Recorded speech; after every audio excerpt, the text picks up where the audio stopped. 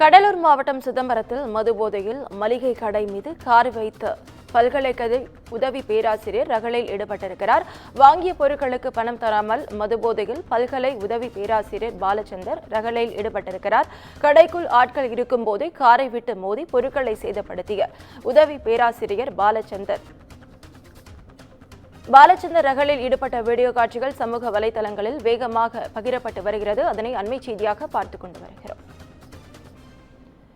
கடலூர் மாவட்டம் சிதம்பரத்தில் மதுபோதையில் மளிகை கடை மீது கார் வைத்து மோதிய பல்கலைக்கழக உதவி பேராசிரியர் வாங்கிய பொருட்களுக்கு பணம் தராமல் மதுபோதையில் பல்கலைக்கழக உதவி பேராசிரியர் பாலச்சந்தர் ரகளையில் ஈடுபட்டிருக்கிறார். அதனைத் தொடர்ந்து கடைக்குள் ஆட்கள் இருக்கும்போது காரை விட்டு மோதி பொருட்களை சேதப்படுத்திய உதவி பேராசிரியர் பாலச்சந்தர்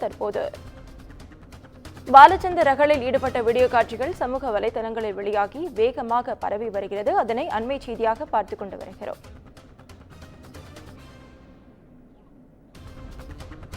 இது குறித்த முழு விவரங்களை வழங்க செய்தியாளர் பொய்யாமொழி நம்முடைய இணைப்பில் காத்திருக்கிறார். பொய்யாமொழி, வணக்கம். விவரங்கள். வணக்கம் நவீனா. கடலூர் மாவட்டம் சிதம்பரம் நகரில் வசித்து வர ஒரு பாலச்சந்தர். இவர் பாத்தீங்கன்னா அண்ணாமலை பல்கலைக்கழகத்தில் பேராசிரியராக பணியாற்றி வருகிறார்.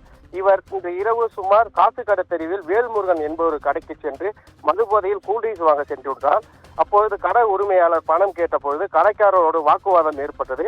இந்த நிலையில் வீட்டுக்கு சென்ற பாலச்சந்தர் வீட்டில் இருந்து தனது காரை ஓட்டி வந்து கடைக்குள் விட்டு ஆட்கள் இருக்கும் பொழுதே கடைக்குள் காரை விட்டு 2 முறை விட்டுள்ளார். அப்பொழுது அங்கு உள்ள பொருட்கள் சேதமானது.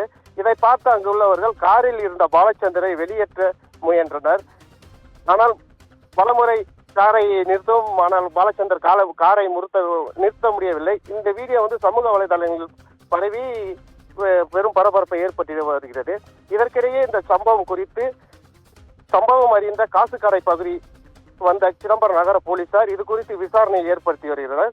இந்த கார் சம்பவம் கடைக்குள் காரை விட்ட போது சேதப்படுத்திய உதவி பேராசிரியர் பாலச்சந்தருக்கும் காயம் ஏற்பட்டது. அதைத் தொடர்ந்து அவர் சிகிச்சைக்காக சிதம்பரம் அரசு மருத்துவமனையில் அனுமதிக்கப்பட்டார். இந்த சம்பவம் சிதம்பரத்தில் பெரும் பரபரப்பை ஏற்பட்டது. இந்த சம்பவம் குறித்து சிதம்பரம் நகர போலீசார் விசாரணை நடத்தி வருகின்றனர். நவீனா, விவரங்களுக்கு நன்றி பொய்யாமொழி.